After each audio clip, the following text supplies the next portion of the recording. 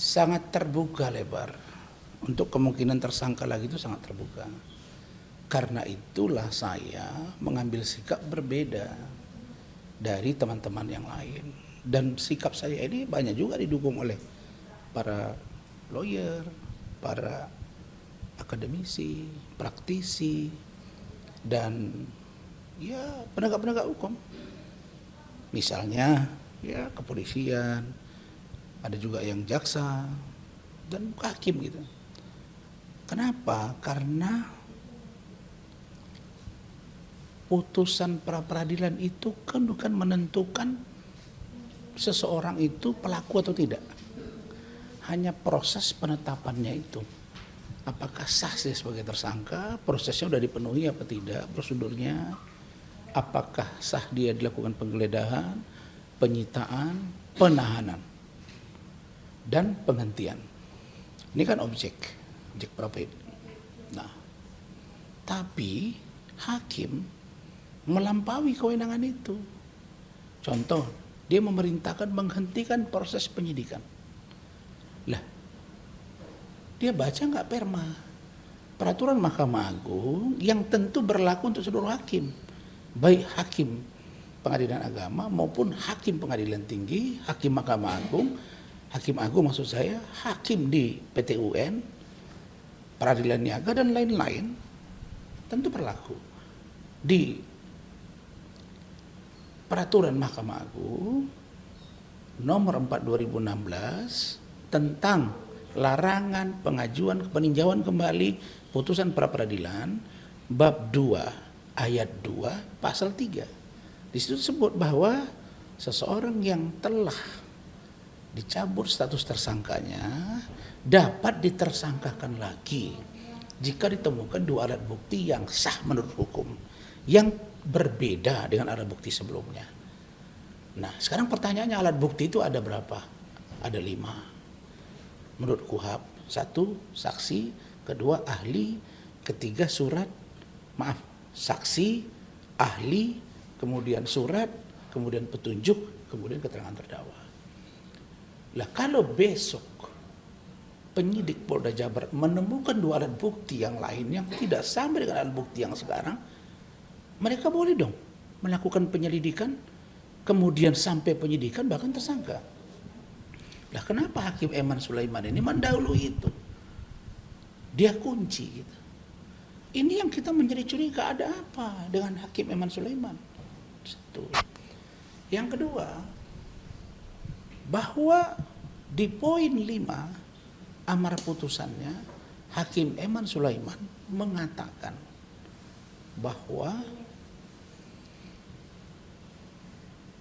putusan ini juga berlaku pada putusan berikutnya.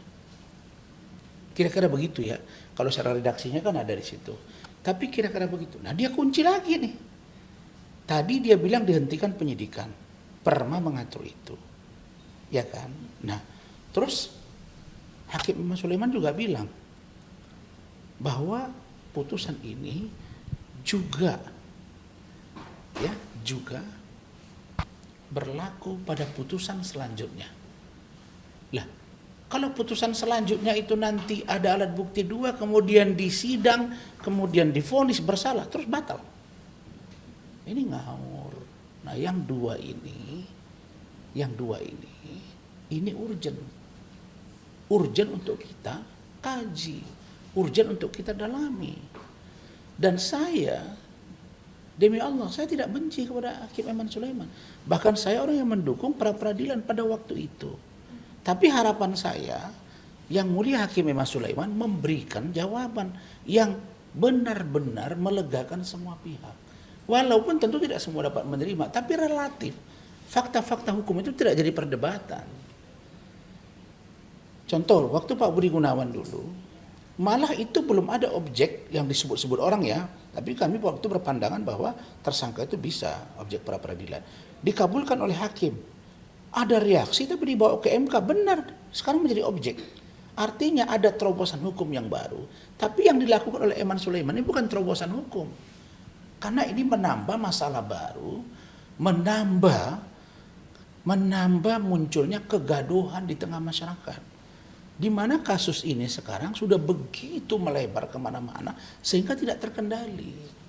Nah, saya sebagai seorang praktisi hukum, sebagai seorang akademisi yang visioner, ya, saya dosen, tentu saya melihat bahwa hukum itu jangankan nama, jangankan istilah, jangankan redaksi yang berbeda, yang punya makna yang berbeda, titik koma pun tidak boleh. Jadi ini benar-benar dikaji itu. Nah, yang ketiga, putusan Hakim Eman Sulaiman ini pada amar putusannya, pada diktum pertimbangan itu sedikit sekali, nggak nyampe dua lembar lah kira-kira gitu.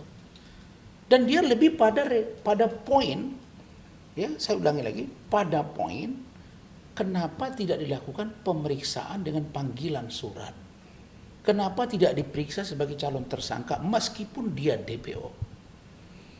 Nah, dalam pemahaman hukum saya dari dulu sampai sekarang, sejak belajar sampai jadi lawyer, setahu saya DPO itu adalah orang yang daftar pencarian orang, dan kalau ditemukan maka orang tangkap bawa ke pihak berwajib. Ya dong.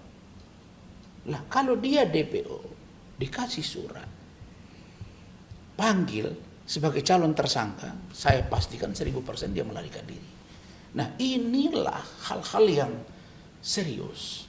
Nah, kemudian saya melihat di amar putusan itu juga ada mengutip peraturan Kapolri atau peraturan Polri dan atau Perkaba, peraturan Kabareskrim.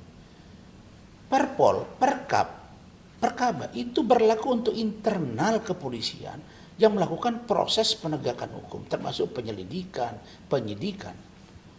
Tidak boleh menjadi amar atau pertimbangan oleh hakim untuk memutus satu persoalan hukum, termasuk pra peradilan.